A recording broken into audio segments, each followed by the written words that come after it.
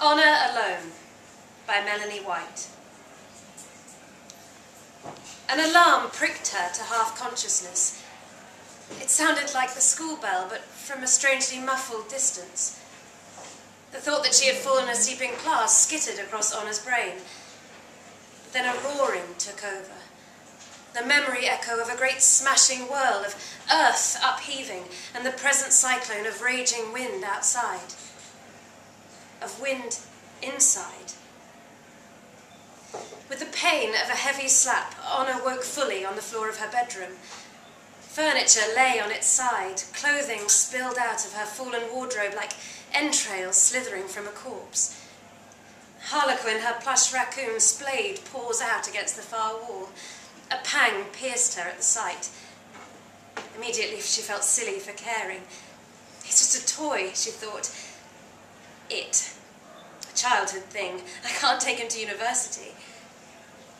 Shards of glass stung her hands as Honour shifted onto her knees and pushed herself upright, sitting on her heels. She felt unsteady, as if the whole house were rocking. "Mum?" she called. "Dad?" She pushed against the wall to stand. A dull ache throbbed through her brain like a heavy bass line. Honour looked down at her twisted cotton pyjamas and brushed them straight.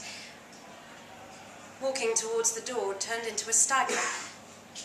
It's like the floor's downhill, she thought, confused.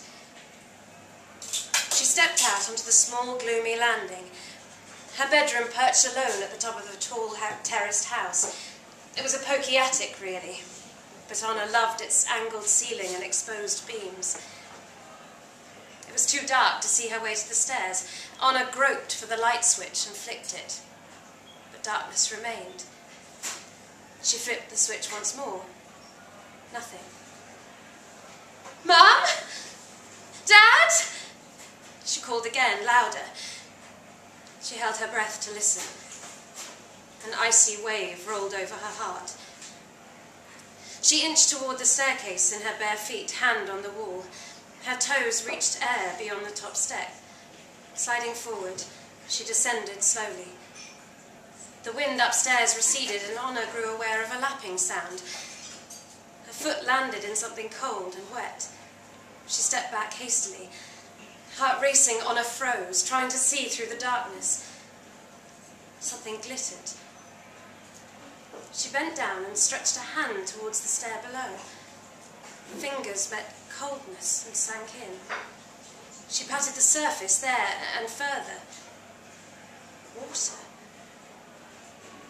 Honour drew back her arm. Grasping the banister, she leant out as far as she could to peer at the floor below. The bathroom door was open, enough for a pale shaft from the shower window to catch the water's surface. The landing was flooded. Water rose almost to the ceiling, slapping against the walls. Scrambling and slipping, Honour clawed back up the stairs and ran to the corner of her room. She yanked open her backpack and shook out the contents. A torch thudded onto the floor. She snatched it up and dashed back to the stairs, shining the beam into the silver flood. She set down the torch on the last dry step and plunged into the freezing water. The coldness gripped her heart. She forced herself to breathe evenly. There was about a half-metre space between the surface of the water and the ceiling. Honour frog-paddled out into the centre of the landing that was now a nightmarish kind of swimming pool. She manoeuvred around the corner until she was treading water above the next set of stairs. Inhaling deeply, she sank into the murk and shoved off from the wall, diving down. She kicked to the bottom of the stairs and reached the middle of her parents' floor. No light pierced the water. Both bedroom and bathroom doors were closed. Something high and sharp sang in her ears. She swam to the bedroom door and grasped the cold metal of the knob. She turned it and pushed, but the water weighed against her, a vast and heavy volume. Panic scorched Honour's throat. She tugged the knob violently with both hands, but the door remained sealed, watertight. Her lungs began to burn. Perhaps they escaped already, she thought. Perhaps they went out of the window. Honour pushed away from the door and swam towards the staircase. The pressure in her lungs had grown into a ball of fire in her chest. She flailed through the water toward the surface, catching the stairs carpeting with her fingernails. It gave softly like drenched moss. Honor broke through, gasping for air. Her waterlogged pyjamas dragged as she paddled back around and lunged up the final flight of stairs. She raced into her bedroom, crossing to the window. Grey clouds billowed across the sky, low and thick. They surged like waves in a stormy sea, only above. Looking through the broken glass, at first she was confused. A trick of the eye of the glowering sky made the city look like one rolling, glimmering sheet of grey. Gripped with horror, Honor stared. She began to shake. She clutched the window ledge, broken glass piercing her hands. She squeezed harder, willing the pain to wake her. The city was awash. Rooftops broke through the surface of an ocean. Farther away, tower blocks and city skyscrapers seemed to connect sea and sky. So little distance remained between them.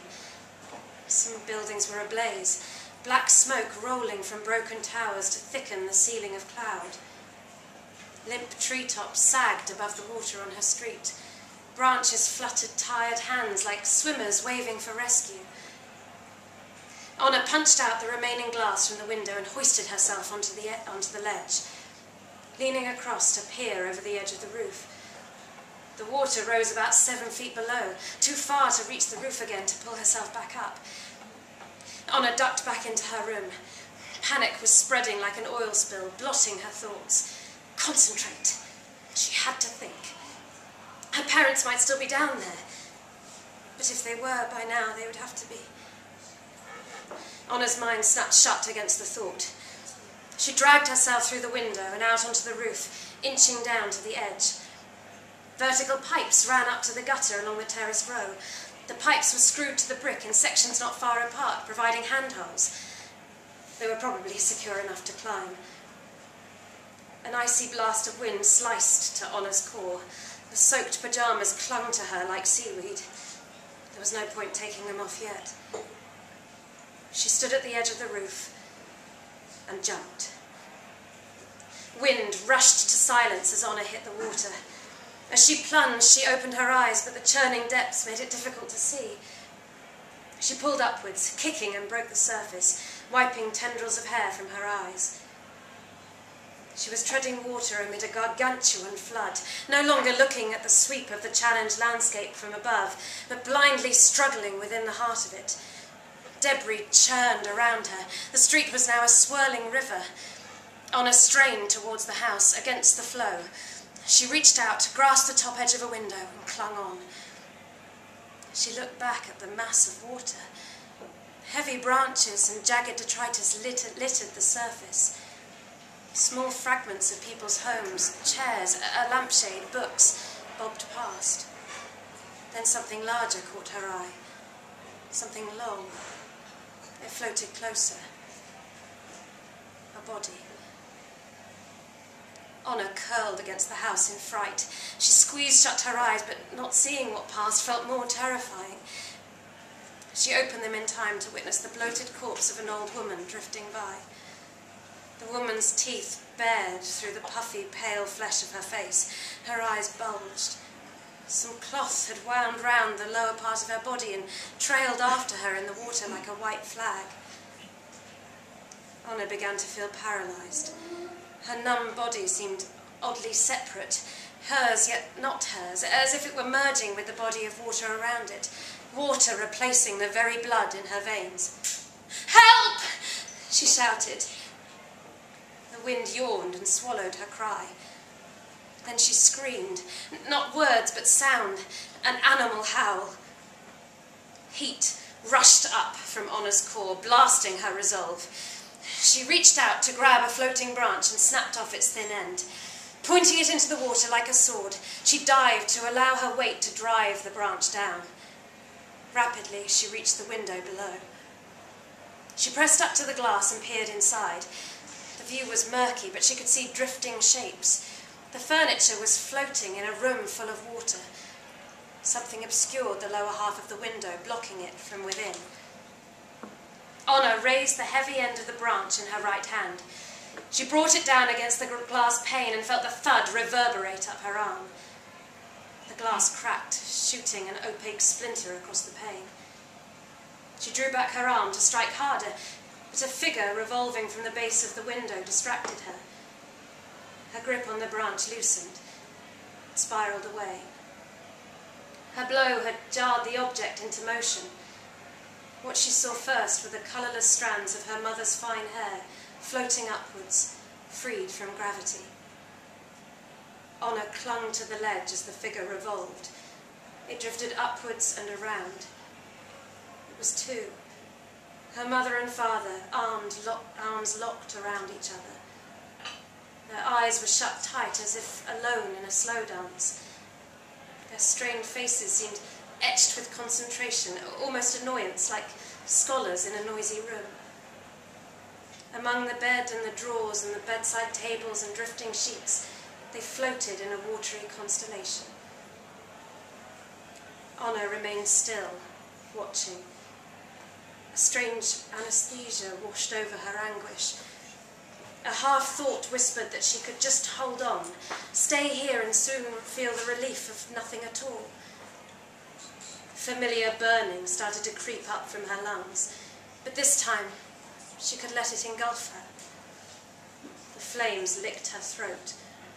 The pain built and almost became a welcome pleasure.